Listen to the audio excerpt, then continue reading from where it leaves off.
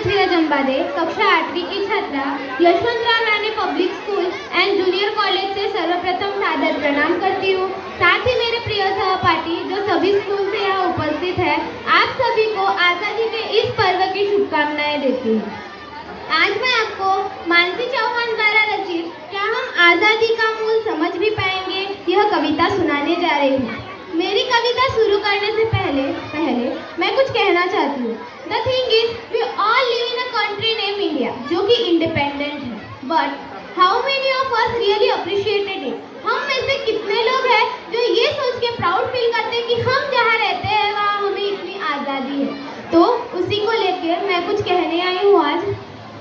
जब कहने को तो हम आज़ादी की बड़ी बड़ी बातें कह जाते हैं, जब कहने को तो हम आज़ादी की बड़ी बड़ी बातें कह जाते हैं, जब हमारे जवान सिंहासन की ठंड में भी अपना धर्म निभाते हैं, भीषण सी तपती धूप में भी कभी नहीं कतराते हैं, इस देश की माटी के लिए एक सांस में कुर्बान हो जाते हैं। तो क्या हम वाकई में आज़ादी का मूल समझ भी पाते हैं?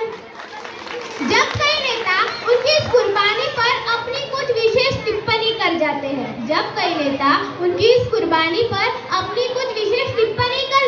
तो क्यों हम चुप रह जाते हैं? क्यों मौन की चादर ओढ़ गहरी नींद सो जाते हैं? कैसे उस तिरंगे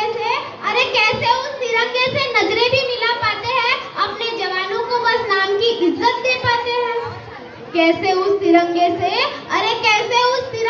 नजरें भी मिला पाते हैं, अपने जवानों को बस नाम की इज्जत दे पाते हैं? तो क्या हम वाकई में आज़ादी का मूल समझ भी पाते हैं? कहने को तो हम अतिथि देवो भव के नारे भी लगाते हैं। अब कहने को तो हम अतिथि देवो भव के नारे भी जोर शोर से लगाते हैं, लेकिन घर आए मेहमानों से यूं ही बदसलूकी करते जाते हैं। अपने इस आचरण का कारण उनके कपड़े और उनके सलीकों को बतलाते हैं। तो क्या हम वाकई में आज़ादी का मूल समझ भी पाते हैं? अशफाक बिस्मिल भगत सिंह के नारे हम लगाते हैं। अशफाक बिस्मिल भगत सिंह के नारे अब हम जोर शोर से लगाते हैं। हिंदू मुस्लिम सिख ईसाई सब है भाई भाई ये भी बतलाते हैं। फिर क्यों उन दंगों में हमारे भाई मारे जाते हैं? तो क्या हम वाकई में आज़ादी का मूल समझ भी पाते हैं? इन बड़ी बड़ी बातों को हम ऐसे ही नीचे झुटला जाते हैं। जहां नारी को पूजा करते थे वही उस पर धर्मता बरसाते हैं। ये कैसी सोच है और इसे हम कहां से लाते हैं? क्या हम वाकई में आज़ादी का मूल समझ भी पाते हैं? आदरणीय महोदय, मैं आप ही की बेटी आज आपसे और यहाँ उपस्थित सभी श्रोताओं से ये प्रश्न पूछना चाहती हूँ कि सच में हमें आज़ादी का मूल कहाँ तक समझा है? क्या सिर्फ कुछ बातों की ही आज़ादी काफी होती है? अगर आज़ादी रहने की, धर्म की और अधिकारों की है तो कर्तव्य की क्यों नहीं हो सकती?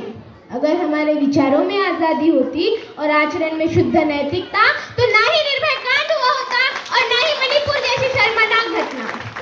अब सच में नारी को अपनी रक्षा मनुष्यों से ज्यादा विचारों की प्रबलता से करनी होगी। इसी संदर्भ में आशुतोष राणा द्वारा हे भारत के रामजोगो कविता की कुछ पंक्तियां मैं कहने जा रही हूँ। तो पंक्तियां ऐसी है कि खप्पर वाली काली जागे जागे दुर्गा बरबंडा, खप्पर वाली काली जागे दुर्गा बरबंडा और रक्त बीज का रक्त चाटने वाली जागे चामुंडा। खप्पर वाली काली जागे दुर्गा बरबंडा और रक्त बीज का रक्त चाटने वाली जागे चामुंडा। नरमुंडों की माला वाला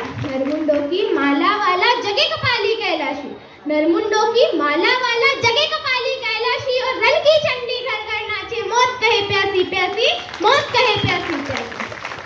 रावण का वध स्वयं